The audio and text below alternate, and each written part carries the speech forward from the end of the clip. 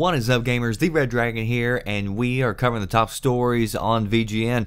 So I've got a poll here with some numbers concerning the next-gen consoles and which one gamers are likely to choose. I usually don't put a whole lot of faith in online surveys, but this one that I'm bringing to you today is from Reuters. So they took a poll of 1,300 people between September the 23rd and the 27th. They asked them what they are currently playing on. 20% said that they were playing on the PC, 20% on the Xbox, 18% on the PlayStation 3, and only 3% on the Wii U, which is horrible news for the Nintendo. And of course, they are trying, they're going to try some new stuff, I think, in order to try to reboot that. But if you think back, the pre-orders for the Nintendo Wii U were good. But, of course, as we all know the end story, it didn't end up turning out very good for Nintendo in the end. Or I guess I won't say the end because there is still a long ways to go until the end. But at least for right now, it is not good news for Nintendo. So, participants were asked, are you planning on picking up an Xbox, a PlayStation 4, a Nintendo, a 2DS, a Steam box? They were offered several different choices. 64% said that they had no intentions of buying anything. 26% said that they were more likely to buy a PlayStation 4 versus 15% for the Xbox One. And it turns out that the younger you are, the wider the gap. So out of these 1,300 participants, 408 of them were below the age of 40. And so of that group, 41% picked the PlayStation 4, while 27% picked the Xbox One.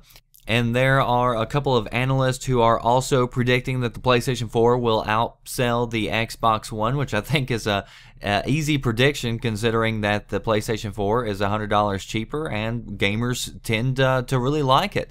So I want to know, why do you think the gap is wider with the Xbox One and the PlayStation 4? I'm sure that it has a lot of different variables. I think part of it is the price point, but I wouldn't put too much faith, honestly, into that because you look at how many people, especially in the States, will go out and they'll buy a new iPhone, every time one comes out, even though there's not a huge difference between the different ones, and they'll go out and they'll spend hundreds of dollars on that. So I'm not really sure that price is going to play a huge role in this because a lot of people have been waiting years for the next generation consoles. But I do think price probably plays some role in some people's decision. I think messaging definitely plays a huge role, and Microsoft messaging has been all over the place. I think they should have had another rollout where they explain exactly what the policies are and exactly what your Xbox can do, because they've put out several stories since then, but of course not everybody keeps up with the news. So you have a lot of people who are left confused, not really sure what Xbox One is really even capable of at this point.